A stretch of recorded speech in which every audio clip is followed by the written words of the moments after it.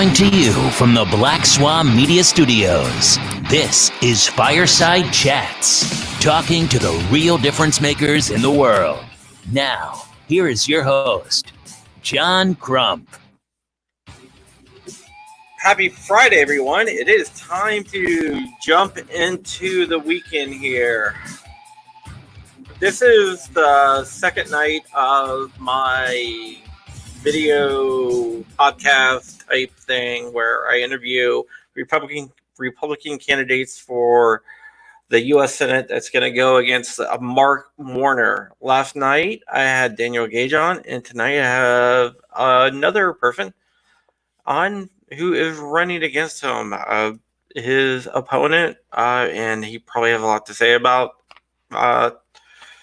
Daniel and his own campaign and everything else. So let me introduce him. It's Thomas Special. How you doing? I'm doing all right, John. How are you? I am doing just great. But before we get into some questions, I do this every night. My niece has terminal brain cancer, and they are fighting hard. So basically, I'm giving all my money from that I make through Patreon at patreon.com/JohnCrump, or from Super Chats or PayPal, like paypal.me/JohnCC. Also in the descriptions everywhere is their GoFundMe. I'm going just to pop up on my screen here their GoFundMe so you can see my beautiful niece here, and her family's really suffering. Medical bills are just insane, even with just copays. It's terrible. So if you can do whatever you can out there, and YouTube, Facebook, DLive, Periscope, whatever land, that would be great. But now that I'm done with that, I will probably do it halfway through and bring that up again. But let's go ahead and talk to Tom here and get a little bit of his background. Tom, tell us a little bit about your background. First of all, John, I have a very good friend named Mark Linder that at a very young age also had brain cancer. And he did go into remission. So my prayers are going to be for Isabel. Thank you. Tonight. That is, I can't imagine what the family's going through. So my prayers are with her family as well, and with her and with you, because this can be a really, how old is Isabel? 9 o'clock. Not 9 o'clock. 9 years old. Sorry. 9 years old. I have a 9-year-old son also, Nicholas. And so that's, doubly poignant to me. I'm sitting here with my friend David Ahern. He's been one of my volunteers. He's been one of my soldiers on the battlefield out here in Virginia to help me get on the ballot and ultimately to beat Mark Warner. And so you said sort of my bio, right? I'm a 28-year Army veteran, Chief Warrant Officer 3. I'm still serving in the Army Reserves. My oldest son, Tommy, is serving in the Navy right now. And my 18-year-old son I just swore him in myself to be an infantry airborne ranger. He leaves for basic training in August. And then I have a daughter in college out in Illinois. And then I have my 9-year-old Nicholas here at home. And 28-year Army veteran, 10 years in the intelligence community, 4 years getting ready to beat Mark Warner. In the intelligence community, I spent a lot of my time writing the war plans for our country. There's a group of, several hundred people. I was one of those for Iran, Iraq, Syria, Yemen, defense of Israel, some of the stuff in Europe. I did a deep dive research project on Afghanistan, on what went right and what went wrong. And a year-long project there. And then in addition to that, one of the, I guess my favorite things I did was I wrote the book on what I call Qasem Soleimani's ex-girlfriends. Qasem Soleimani was the guy that President Trump prosecuted as a target in Iraq, along with a guy named Abu Muhandis about a couple months ago. And I wrote the book on Qasem Soleimani's ex-girlfriends. And what I mean by that is like all the bad actors that the Iranians have created all over the world, in Europe, Africa, Asia, both South and North, East Asia, and then as well as in South America and in the United States. So from a campaign perspective, I've read the Joint Chiefs of Staff slides almost every single day for the last 10 years. So I have zero spin-up time. I already have all the security clearance necessary. Not only do I have the security clearances, but I've actually been reading the classified documents for the last 10 years or more. So I have zero spin-up time. I'm ready to take on Mark Warner, the Democrat that also voted to impeach our president. And that I'm a human officer, which means I know how human intelligence works real well, and counterintelligence, how that works. And so I want to prosecute the people who tried to coup our president, because that's ultimately what they did is violated a bunch of people's civil liberties to try and damage our president. And I want to send them to prison. All right. So let me ask you a question, because you said you knew about the Iran general. A lot of the Democrats, including Warner, were really critical of Trump when he took out the general. The general was there with a terrorist, so he knew what he was doing. So, right. What is your message to the Democrats who had an issue with Trump taking out the general? Politics. It's politics. They don't want to face the reality of the fact that President Trump knew exactly what he was doing. This guy Qasem Soleimani was a mastermind of terror. He had been basically facilitating the weapons that were being used against American soldiers in Yemen, Iraq, Syria, and Afghanistan, and really ultimately into Lebanon. Going back, he's been doing that for years. So this guy was and something that a lot of people have forgotten, that Qasem Soleimani actually invited the Russians into Syria. Qasem Soleimani took a trip to Moscow and asked the Russians to come in and help Assad against against ISIS. So, this guy was a bad guy. He was a really, really, really bad guy. Now, we call him, he was a designated terrorist, which means he facilitated terrorist organizations. But he was also a military officer in the Iranian military. And I have said for a long time, really, probably since January, that President Trump did something that no American president has ever done in American history and probably will never, ever do again. He got what I call the terrorist hat trick. He killed al-Baghdadi, he killed Qasem Soleimani, and he killed a guy named Abu Muhandis. Abu Muhandis was the guy that was in charge of the largest Arab army in the Middle East. So, because a lot of Americans don't know, the Iranians are Persian. Arabs consider themselves different from Persians, right? Americans a lot of times don't know the difference. So when he took that strike in Iraq, he killed the leader of the Shia military that was waging a terrorist war against American soldiers in Iraq and Syria and Afghanistan and Yemen.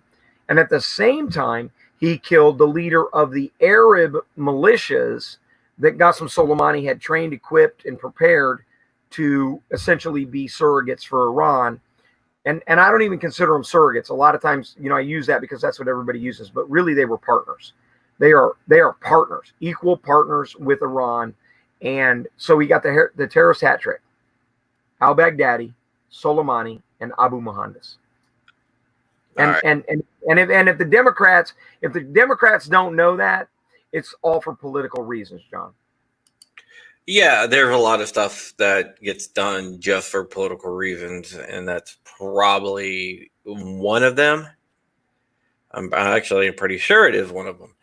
Okay. let's get on to some questions here that I have for you. The biggest question I have, which a lot of people have been asking, is a lot of people don't think that a Republican can win a Senate seat in Virginia now, since the demographics have kind of changed. What makes you think that you can win? Two reasons. There are a lot of people who believe that so many foreigners have moved into Nova. There's a lot of them that believe that a lot of immigrants have moved into Nova, and these are Democrats.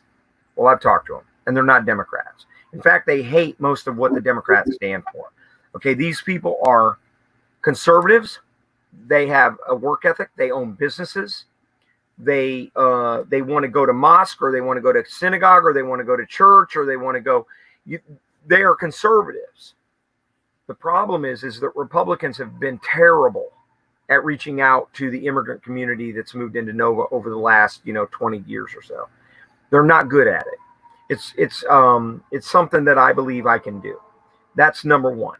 My team involves people from every walk of life, from multiple countries. I built that team on purpose.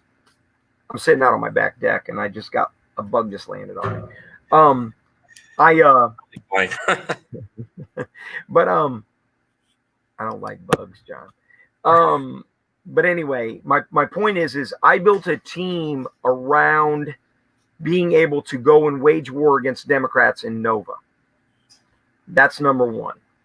Number two is this: Mark Warner does not represent Virginia.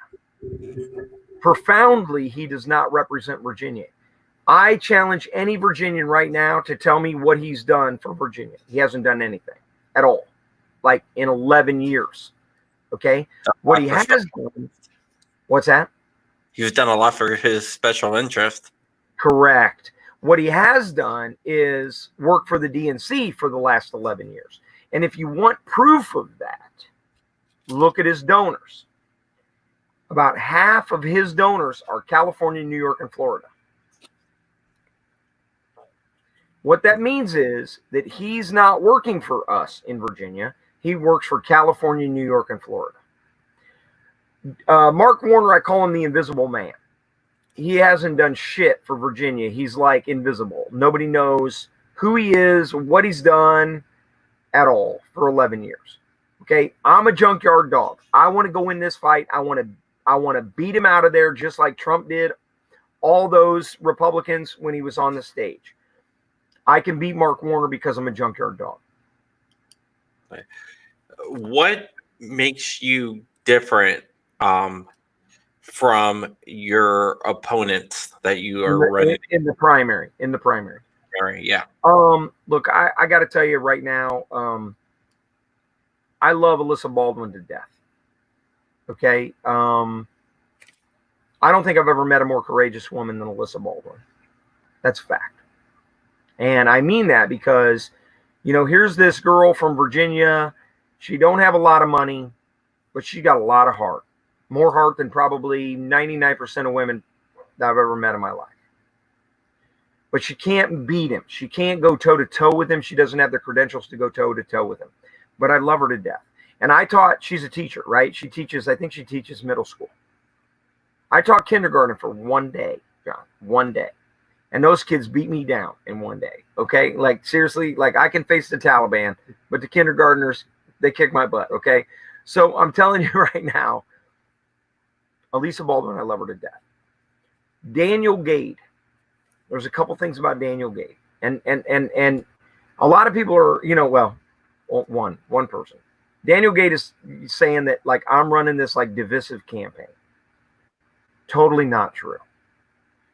Daniel Gade supports red flag laws. He says he doesn't, but everything when he talks about gun policy is red flag laws. So don't believe. He supports red flag laws. Dan Crenshaw, another Republican that supports red flag laws, is an endorser. E.W. Jackson supports red flag laws. His endorsers all support red flag laws. These guys cannot get in office. Okay, they are against the Second Amendment. Red flag laws will hurt us. In addition to that, he's made moral equivalencies between Sharia law and the Bible.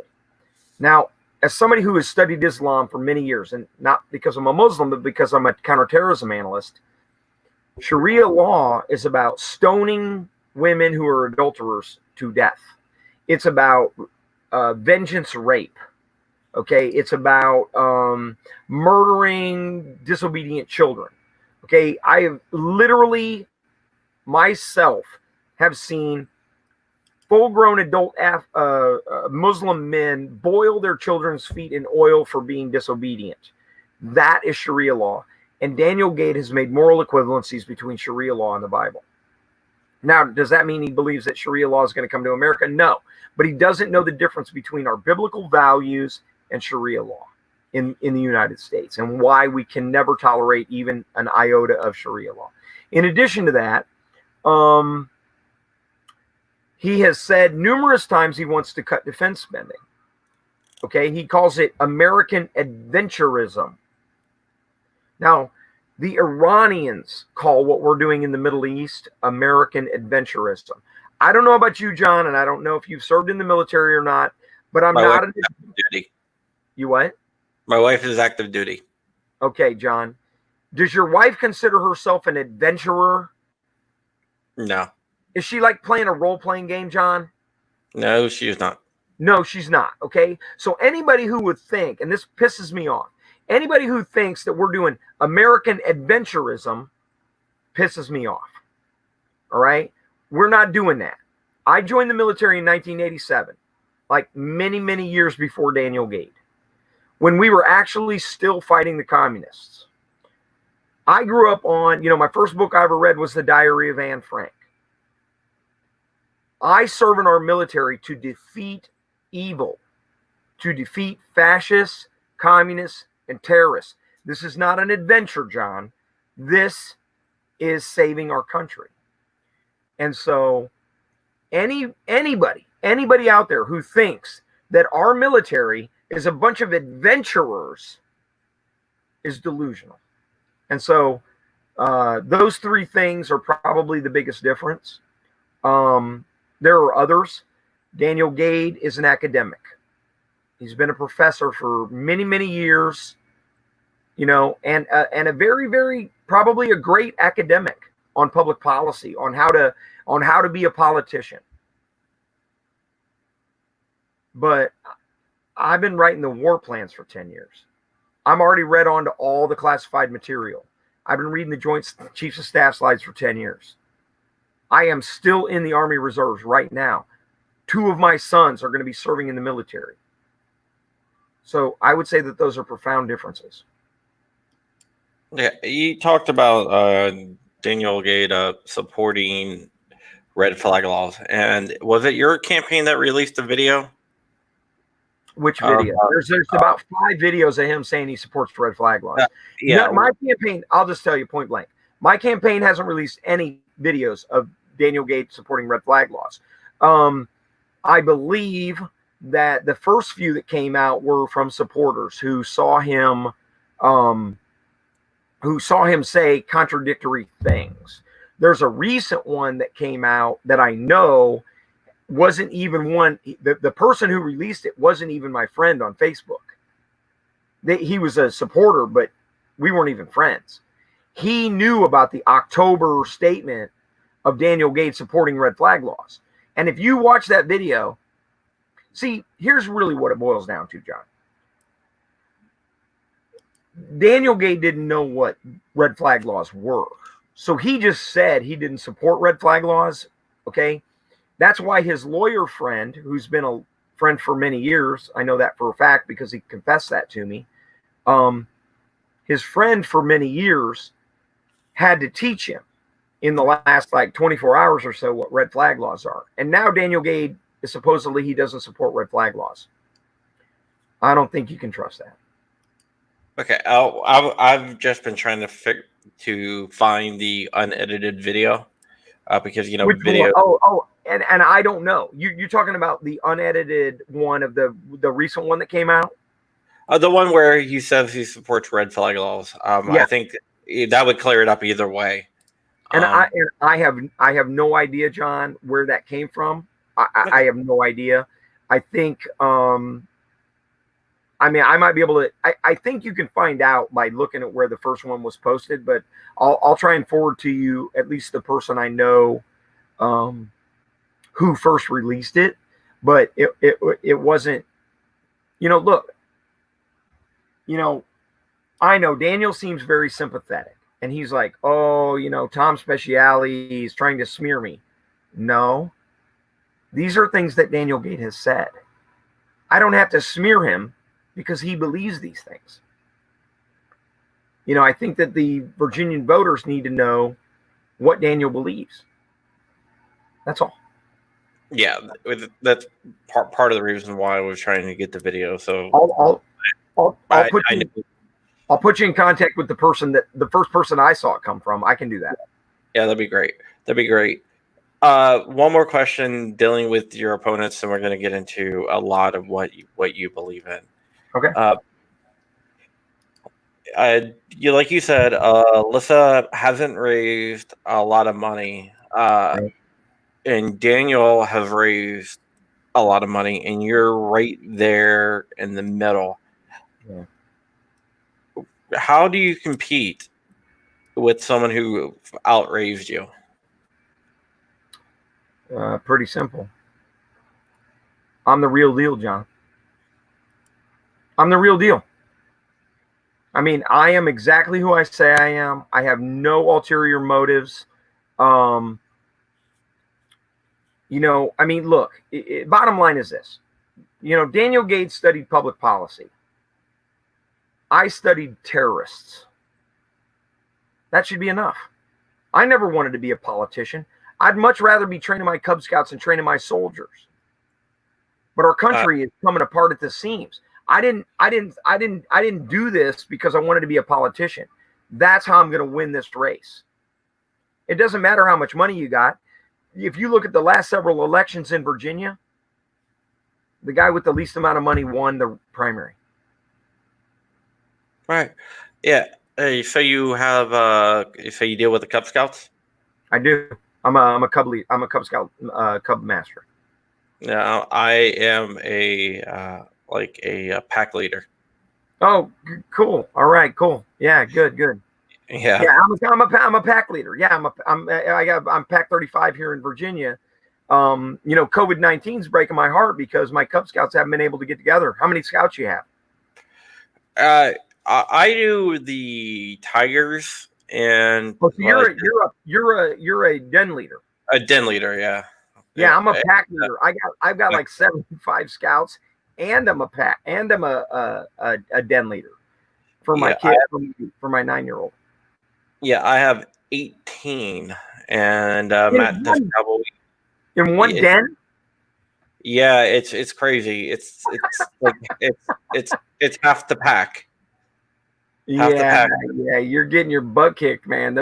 But that's what I love about it, though, John. That's what I've always loved about it is the kids like hooting and hollering and playing outside, and I miss my Cub Scouts a lot. Yeah, I look over and I see the other dens, and there's they have 4, and they have 5, and they have 6, and yeah. They're kicking your butt, John. Oh yeah. Matt Desk Cowboy out there was an Eagle Scout. My oldest boy, or my son right now that's getting ready to go in the Army, he actually is working on his Eagle project tomorrow, and I can't be there because I've got 2 conventions, and I'm not feeling good about it. I can't be there. I got 2 conventions. I've got 2 rallies. I've got a 2A rally, and I've got a reopen Virginia rally tomorrow. And fortunately my son helped me build our deck this summer, and I have great confidence that he'll be able to build a little 5-foot by 5-foot deck for a local dog park. So all right, I got some questions coming in here. Before I get through those questions, one other question which I think is important: why did you decide to run? Why did you feel that it was necessary for you to run?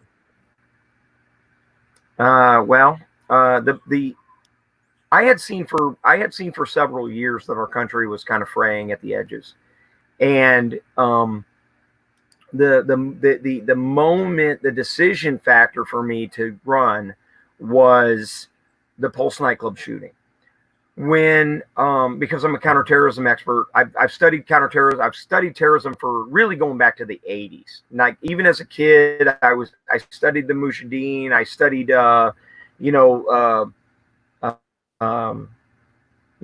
Russians in Afghanistan. I studied the British against the Afghans. I have studied terrorism going back to the 80s, and so when the Pulse nightclub shooting happened, if you recall, the Democrats, and I don't know how old you are, John, but with the Democrats all like, how old are you? 44.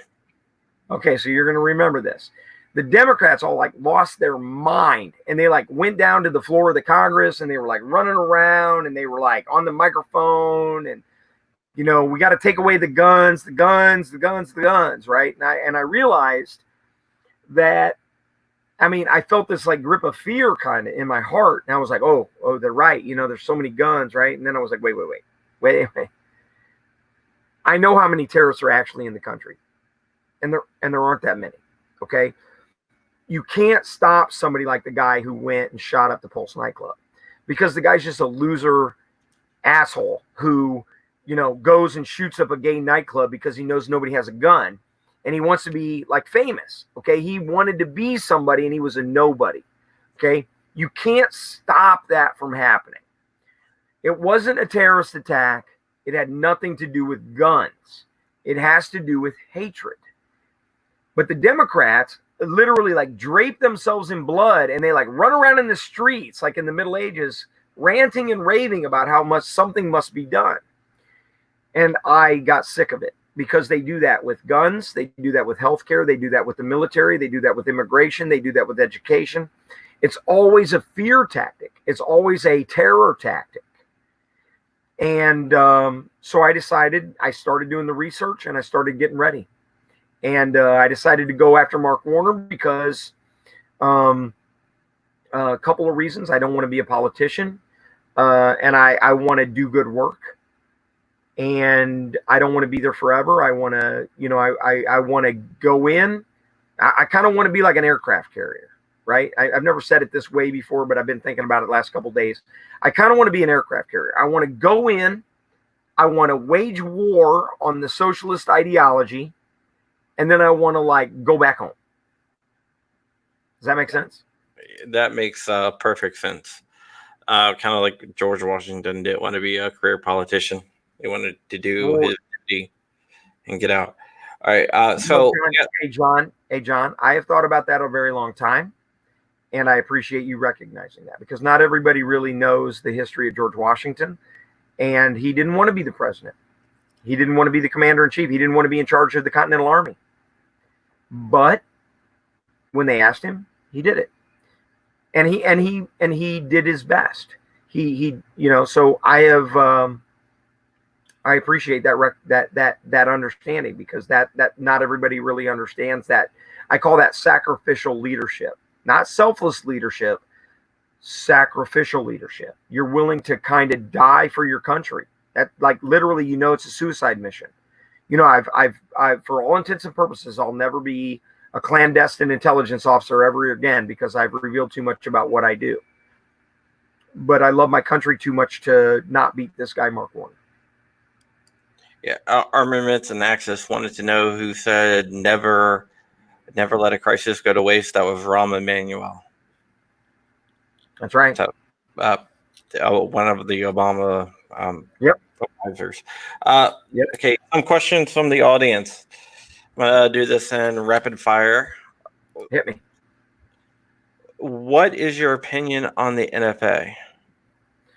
The Firearms Act, we've got to reform it. The bottom line is silencers.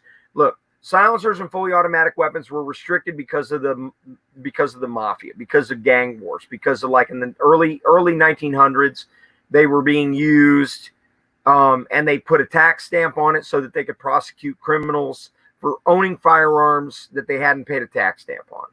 That's all it was. We need to reform it. And bump stocks, bump stocks, everybody's like, oh, well, Trump banned bump stocks.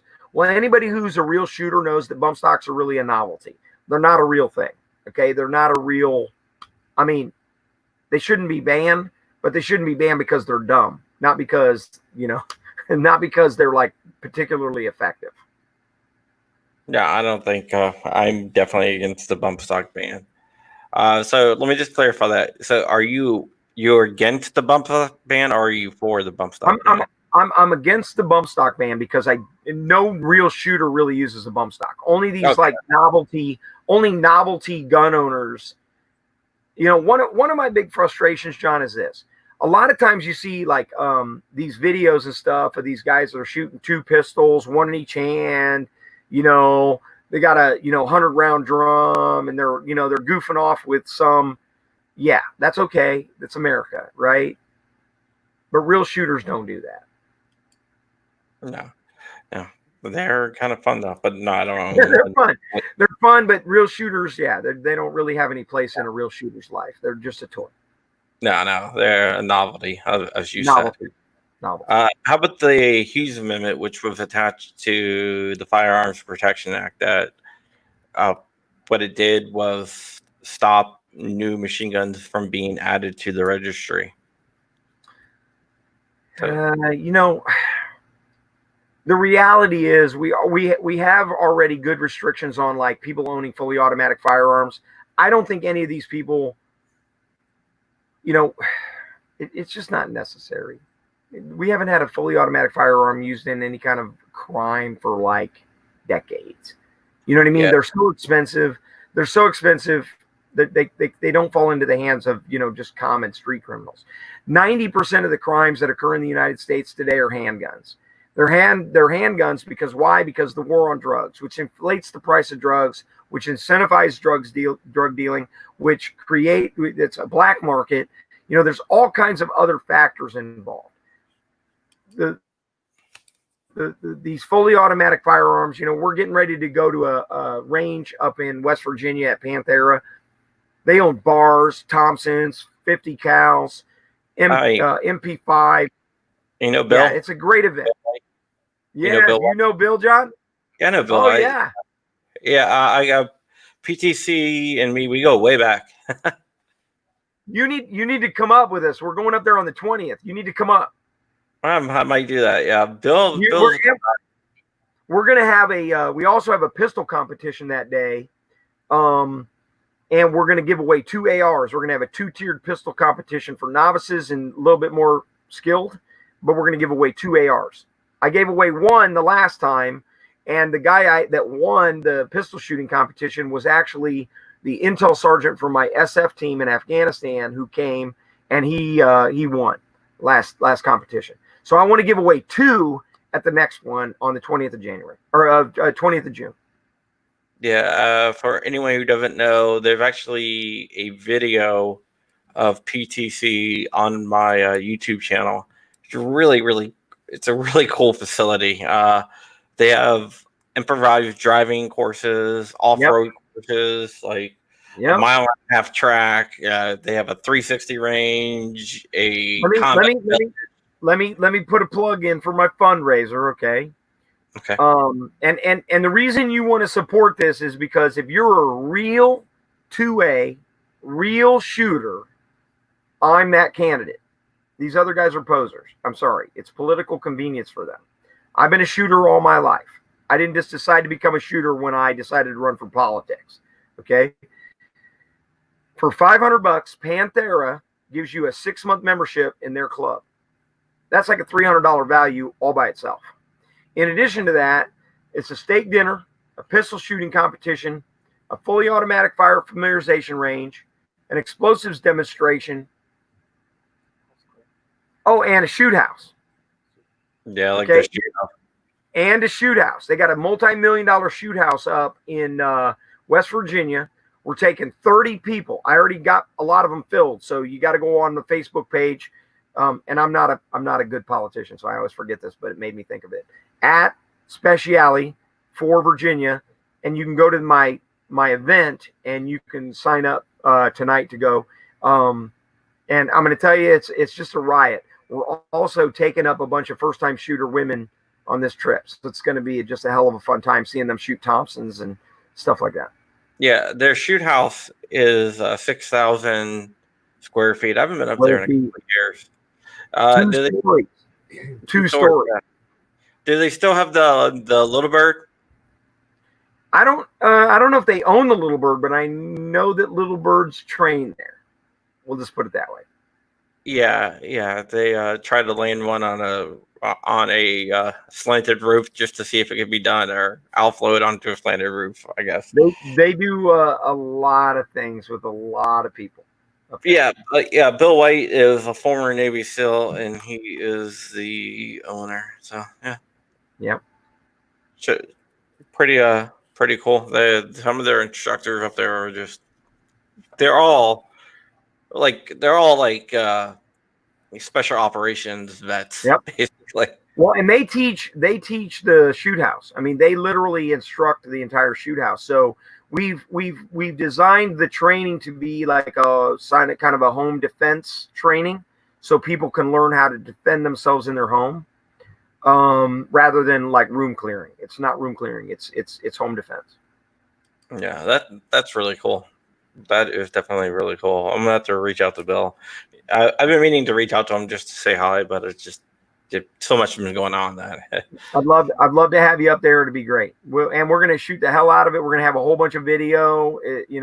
Go look at my last one. My last one was amazing. All right, I definitely will. Do that. You talked about the war on drugs. Mm-hmm. What would you do about the war on drugs? Would you continue it? Would you modify it?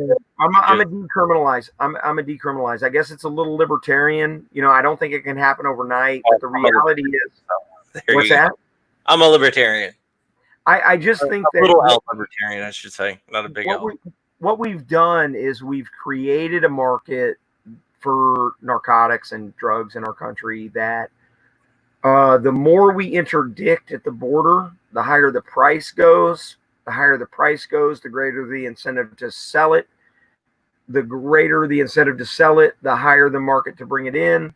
So it's a deadly circle. And the reality is that these major inner cities are just really suffering. The opioid crisis, all these things. And the real tragedy is that people can't get help because they're afraid to go get help because they're afraid they're going to go to prison. And so we've got to decriminalize it so that people who are addicts can get help. Addiction is a mental I'm sorry, not mental. It's a physical thing. It's a health problem. It's not a criminal problem. And so I want to move towards decriminalization. And this sort of factors in both my war on my gun violence, which 90% of gun violence is gang war related, and then also my criminal justice reform platform. You're going to notice something, John, that's different from other candidates in this race. I actually have a platform. I don't have Republican talking points. All right. Well, we're a little bit over halfway through the show. So I just wanted to plug my fundraiser for my niece. Please do. Who has terminal cancer. I'm going to bring up her picture one more time. I'm going to tell you how everyone out there can help. That is her. If you look in the description, you can find the GoFundMe. In addition to that, all super chats I receive, all PayPal donations, or by Patreon to patreon.com/John Crump actually goes to the family. They are suffering right now. She has something called she has an aggressive brain cancer, which has a 99% fatality rate within the first 9 months of diagnosis. So she needs all the help that we can get. That is it for my plug there. Now let's get back to talking some fun stuff. All right. So I want to clarify something. When you're talking about the NFA, you said it needs to be reformed. Would you rather reform it or would you rather repeal it? I'd rather repeal it. But I'm pretty practical, John. I know that these things are difficult, and we gotta work like the Democrats. You got to go incrementally. I'd rather repeal it, but that means you start with reform. And a big part of my thought process is we've got to re-educate people about our relationship with firearms as a country. Once we've done that, then repealing it becomes easier. All right. Do you support constitutional carry? Absolutely, and federal reciprocity. I believe anybody, if I have a concealed carry, John, where do you live at? I live in Ashburn, which is North Nova. I live in Virginia. I have a top secret clearance, sensitive compartmentalized intelligence. I have an app. I get counterintelligence police every couple of years. Okay.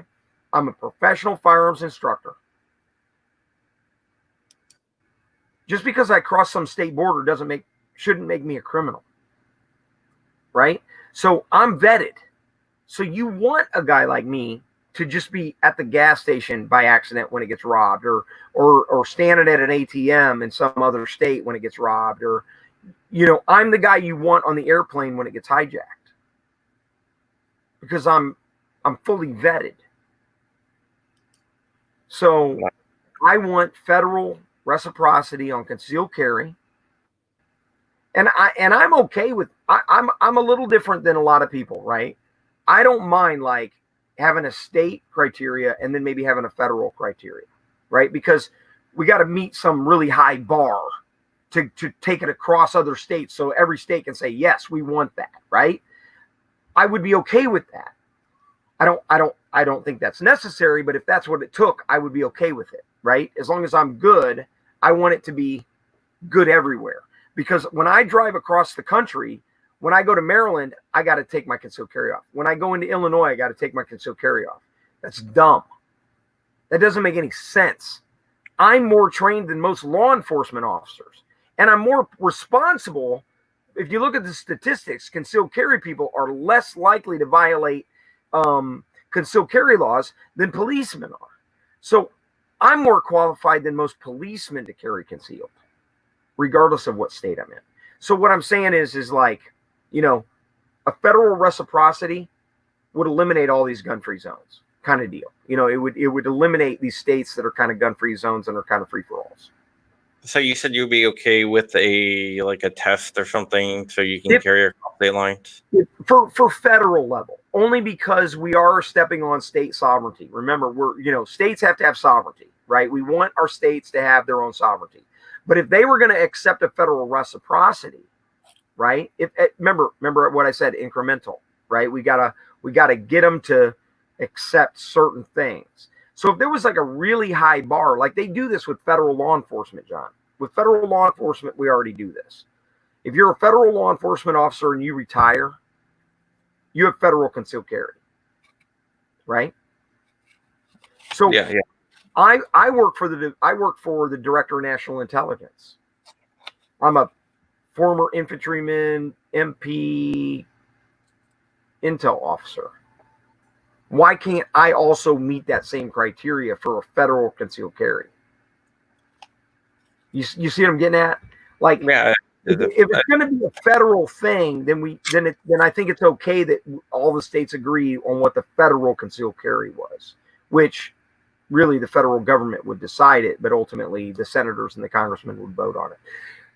So what I'm saying is that we got to have a way to have a federal concealed carry. Is my point. Okay. So, okay. Whatever way it is, I don't care how we do it. We got to have a way for a civilian to have a federal concealed carry. All right. I gotcha. I see what you're saying. I definitely do. Okay.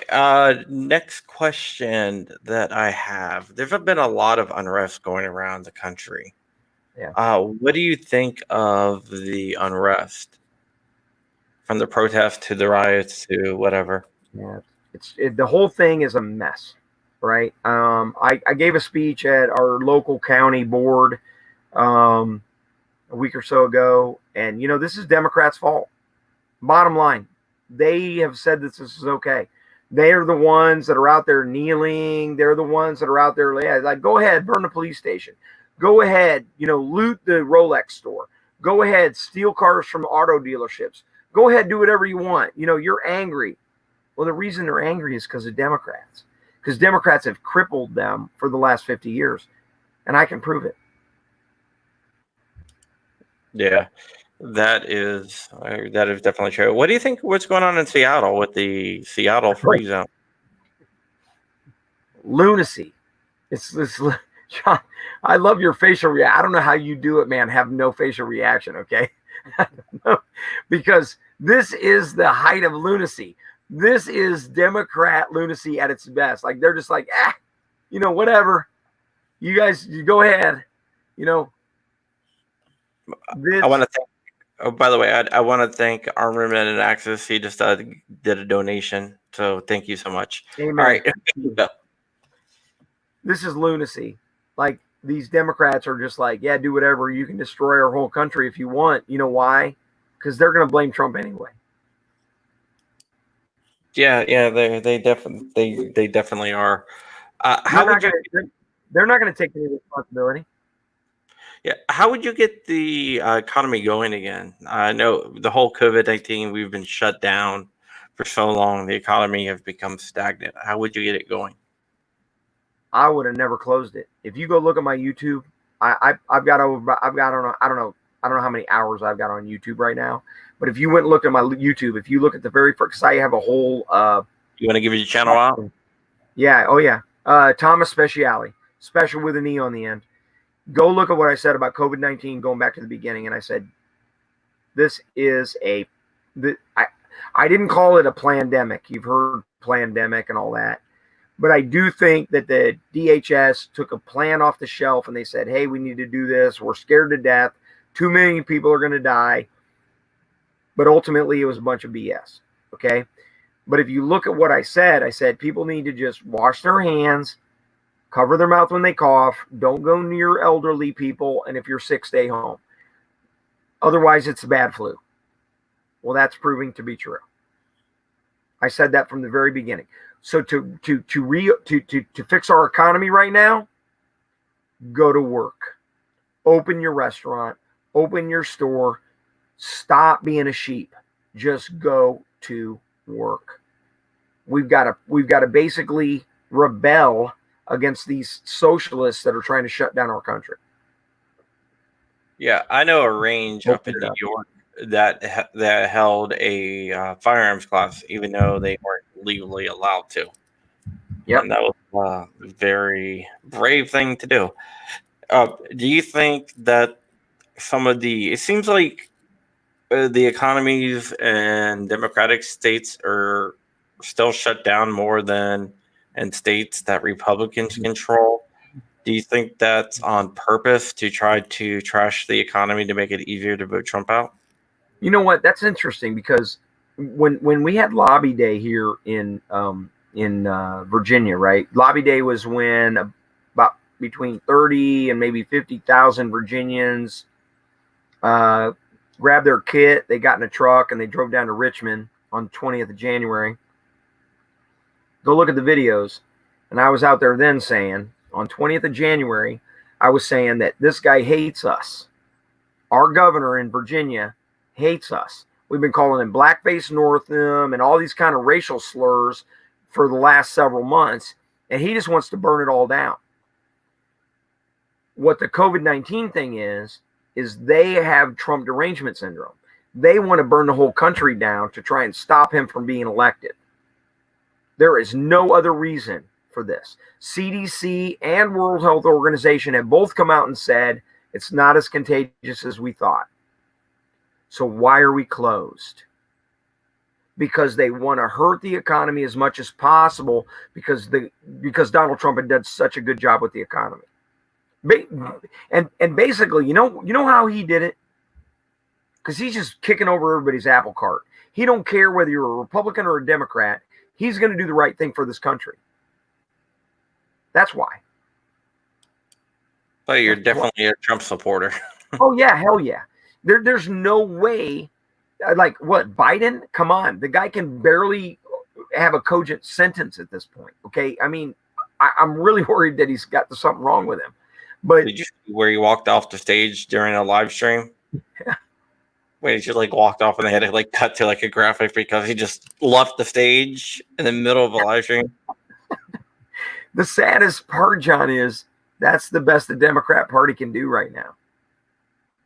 That's their guy. That's their champion. Do you think Trump's going to win again? Oh yeah, he's going to win it. He's going to win in Virginia. And I'm going to tell you something, John. I want to be Trump's champion in Virginia. I want to be his champion. I want to be his sword and shield in Virginia. Okay, I'm telling you right now, we can win in Virginia. The Republicans can win. Conservatives can win in Virginia this year with Tom Speciale. Because, you know, Daniel Gade, he just doesn't have any fight in him. He says he does, but he doesn't have any fight in him. Have you been involved in politics in any other way besides this campaign? No, formally no, but I have been involved in. I've watched politics and been an astute follower of politics since I was about 15, which is 36 years. So I'm a Reagan Republican. You know, a lot of people are like, "Oh, Tom's too divisive." I'm only divisive because we've got these rhinos and we've got these establishment Republicans that are killing us. These milquetoast Republicans like Ed Gillespie. Okay, we can't afford those guys. And Daniel Gates just another Ed Gillespie.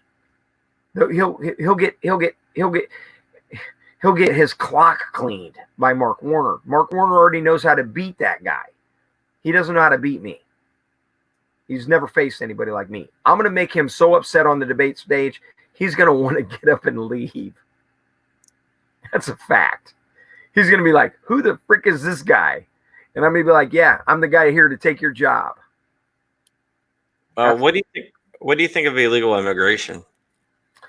There's two facets to it. You know, we've got illegal immigration, and then we've got illegal immigration from extended visas. Okay.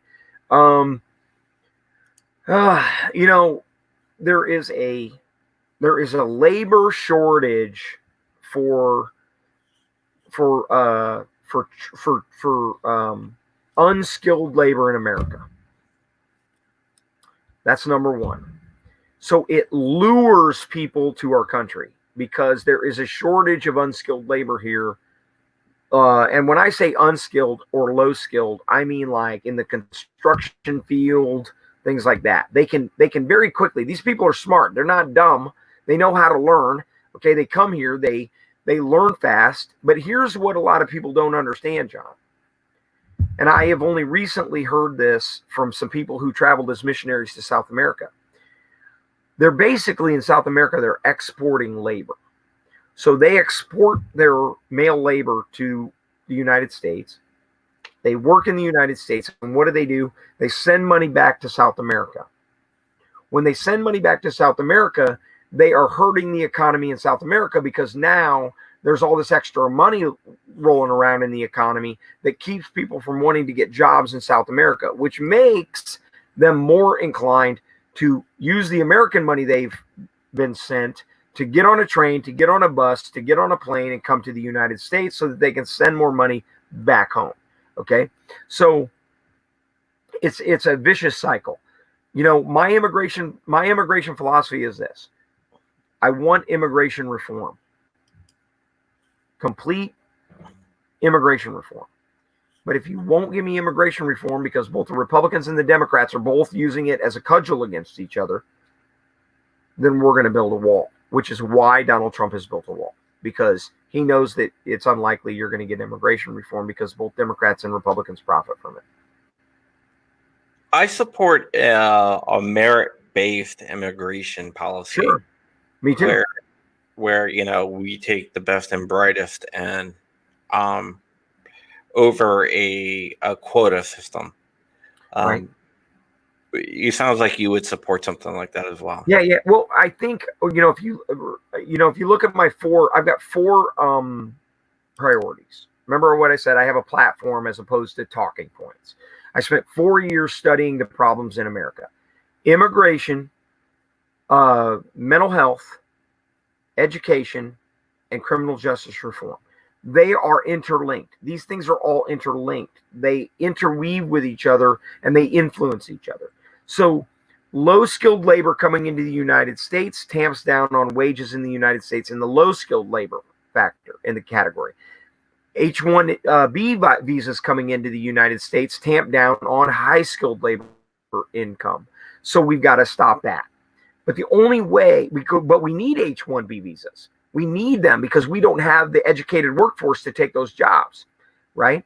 So we've got to incentivize low skilled labor, and we've got to incentivize high skilled labor, and that's the education system. Yeah, this is what a lot of people don't understand about H-1B visas. I work on the tech industry. I worked in the tech industry, and sometimes we would put out like job announcements that are really, really high paying and get no applicants. No applicants. And the applicants we do get were like vastly underqualified because or Chinese or India. Yeah. Well, because in my field, with the field I worked in, for every 4 jobs, there's only 1 applicant qualified to take that job. So what does that tell us, John? That means that we are not building our human capital to fill the jobs we need filled. We've got to change our education system to be STEM double M: science, technology, engineering, mathematics, and medicine. We have got to get the American people to understand. This is the biggest part of the COVID-19 thing that really frustrates me is I would have really loved to have spent $2 trillion on our education system in America instead of Xboxes. Well, one of the things that I think we do need to do is our education system is a couple hundred years old. Amen. That's right, John. 100% correct. We're measuring the wrong things with a broken yardstick. Yeah, we definitely are. I do know of some programs like Prince William County has had a program where my friend's daughter went through and she got out of high school and she had an engineering certification.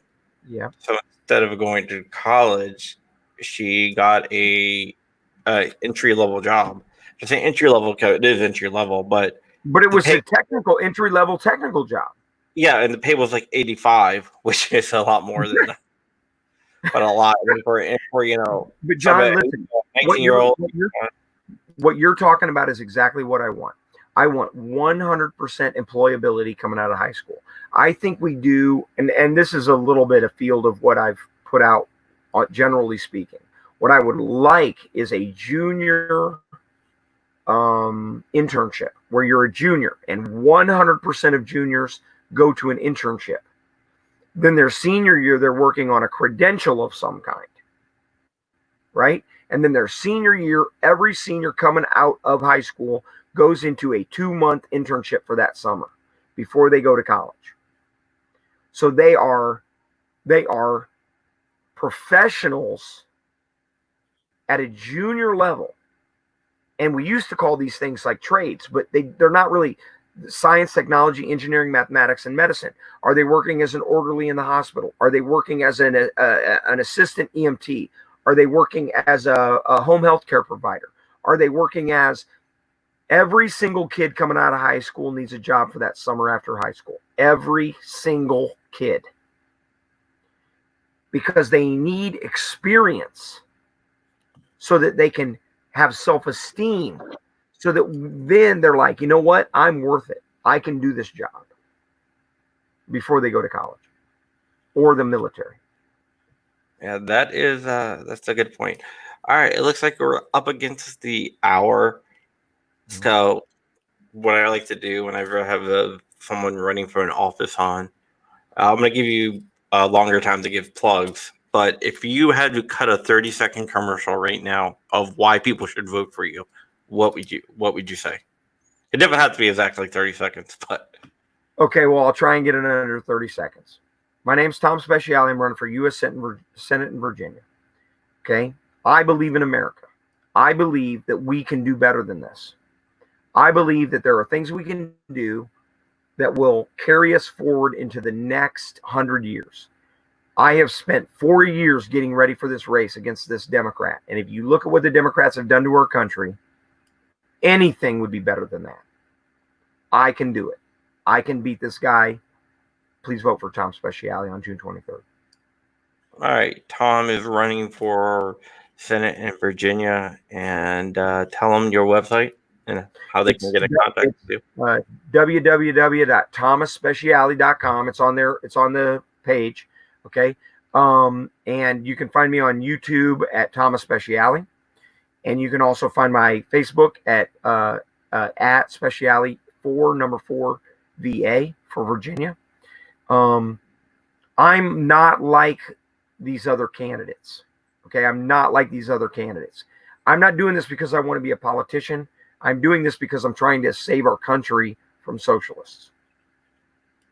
Yeah, and I think we need to save our country from socialists. It's crazy growing up during the 80s. You would never have thought in this time that we would see, us having to actually worry about socialists from inside our country. That's right. And they have revealed themselves, John. They have revealed themselves for who they are. They have impeached our president.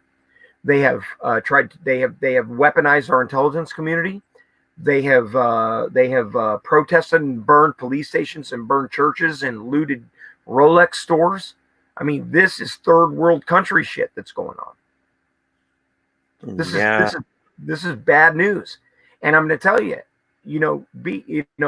some academic isn't going to be enough. We're going to need somebody who can get dirty on this. I like to say I'm not a suit and tie guy. I'm a greasy wrench, gunpowder, and dirty boots guy. That's what I am. Right. Oh, one other thing I wanted to ask you before I let you go. Hit me. In the military, you said that you mentioned SF. Were you SF? No, I'm not. I deployed with Special Forces from October of 07 through December of 08. I was actually stationed at Fort Bragg. I was in 525 MI as a human sergeant. I was a human intelligence sergeant, but we went as a human support and counterintelligence support to the SF, the Combined Joint Special Operations Task Force, Afghanistan, and that's where I worked with Special Forces. And so I'm honored to wear their patch because that was the unit I was deployed with. But I'm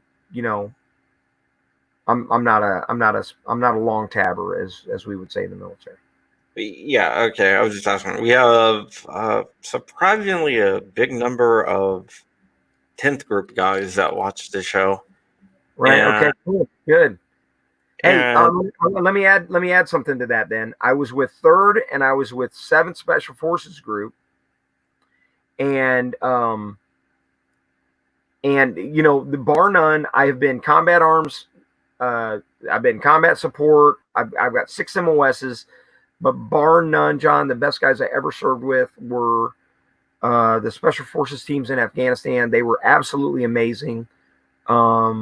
And I swore my son in, like I said, about, I guess it was in August last year. He leaves in August this year. He's going to infantry basic training. He's going to go to airborne school. He's going to go to Ranger school. He wants to be a Green Beret someday, and I can't wait. I cannot wait to hang that blue cord on his shoulder. And the Army guys out there will know exactly what I'm talking about. Yeah, we have surprisingly big number of 10th group guys that watch it, and I consulted on a TV show, and I met some like Detachment Delta guys, and they watch my live streams a lot. Actually, a couple of them been on. Okay, well, good, man. Good for you. They're great guys. They all are. These guys love our country, and they love our country so much they're willing to die for it. And serving alongside them it was the greatest honor of my life. Yeah, Armaments and Access says Biden doesn't even know what office he's running for. What's that? Armament and Access, somebody who's watching it, just put a message up saying that Biden doesn't know what office he's running for. Yeah, he doesn't even know who he's married to or who his kids are right now, which is freaking scary because the Democrats are going to vote for him. Yeah. Crazy. All right, Tom. Thank you for coming on so much. Just hang out for 1 second. I'll be back. Sure, will do. Have to do a little wrap up here, and I'll be right back with you. All right, guys, that is the show for tonight. I will be back on Monday night with a non-political show. I will have Milsurp Mike on. Milsurp Mike is an up-and-coming YouTuber. Great guy. Great supporter of GOA, by the way. And if you want to join GOA, you can. Here comes the GOA plugs that you guys know I love to do. Get 25% off your membership for GOA at gunowners.org/black-swan-media. I just happen to work for GOA, so there you go. Like, comment, and subscribe. Hit that thumbs up if you already have not done that. If you're watching on other platforms, I'm trying to push everyone to the YouTube channel, even though it's like my smallest platform. But I would have this be my biggest platform. So hit us up at youtube.com/John Crump. And yeah. And if you're in Virginia, you can always go to facebook.com/group/GOA-Virginia and join our Facebook group. We do monthly live chats. It's a really cool group. We share a lot of information. And if you're in Alexandria tomorrow, there is a 2A rally/protest. And that is it for me. Next Wednesday, Alyssa Baldwin will be on, and she is also running in the Republican primary. That is it. I'm going to get out of here, and I'll see you guys later.